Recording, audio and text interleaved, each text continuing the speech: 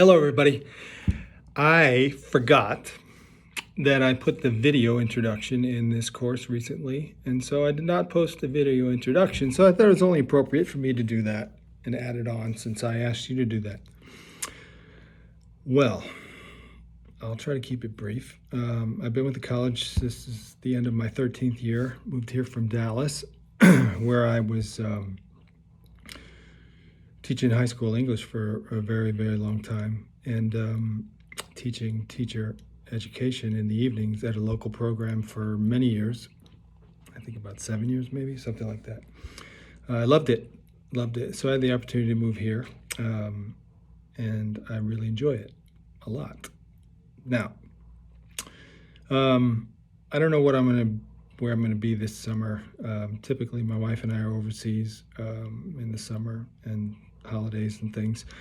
But she's in the job hunt right now for an administrative position locally, so we haven't really booked anything. So I don't know. Nonetheless, I'll be around and I'll be engaged, and you have my cell phone number. When you do call me, if you do want to call me, please preface it with a text so I know to answer. I get so much junk mail or junk calls that I don't answer them. So just text me and say you want to call, so I know, and I'll answer it.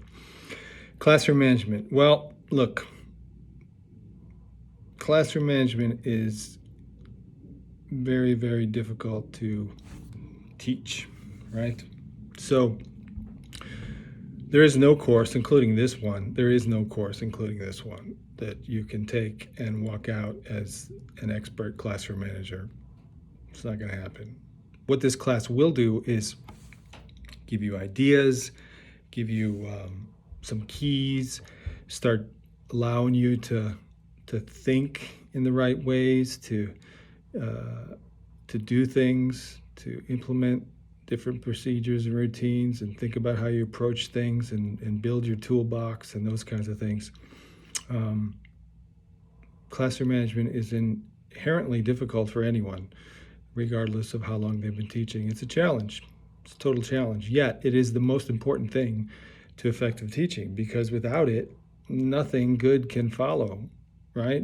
You can't have an effective classroom that really supports student learning and student engagement and productivity without, when chaos resumes. So I believe that the most important thing in effective classroom management is building strong relationships with students first, and families second, and everybody else in the school community as well. But we're talking specifically in your class right now. So from day one, learn their names immediately. Beyond anything else, show them it's important, and more important than anything else, do activities that get to know it. What kind of classroom do you want to have? Do you want to have a classroom that is, has cooperative learning activities and where students are working together and teams and those kinds of things? Then, do things in the class to, I got some ideas. I don't really want to know if I want to go into them on this video, but do things to show them that you're interested in who they are, right? And you remember things about them. You see them in the hall and you say hello. You see them in the community, you say hello.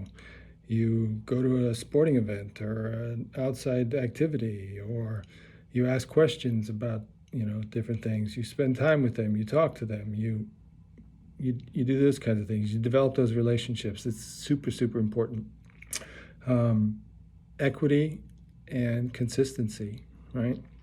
Procedures and routines, of course. And a lot of people are familiar with Wong and his principles. They work, right? They seem elementary, they feel elementary, they look elementary, they work at all levels.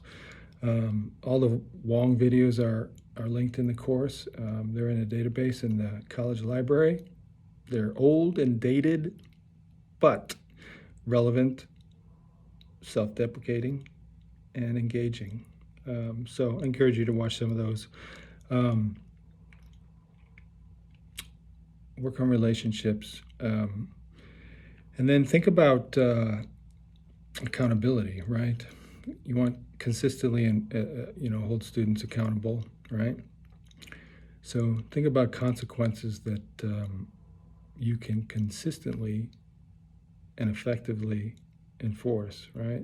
Consequences in your classroom, consequences that are supported by your school and by your administration, those kinds of things. So yeah, there's just a brief overview, but I hope that we come away with a lot of new thoughts and perspectives and ideas and things to help you build your toolbox. Some of the folks in the course have been actually, it's kind of good that I'm making this video after reading or watching many of your introductions. Gives me a little more insight into who's here. A lot of folks in this class have been in the classroom for a while, so they've been working on their toolbox, and they've got some nice things that they can share with us, so I look forward to that.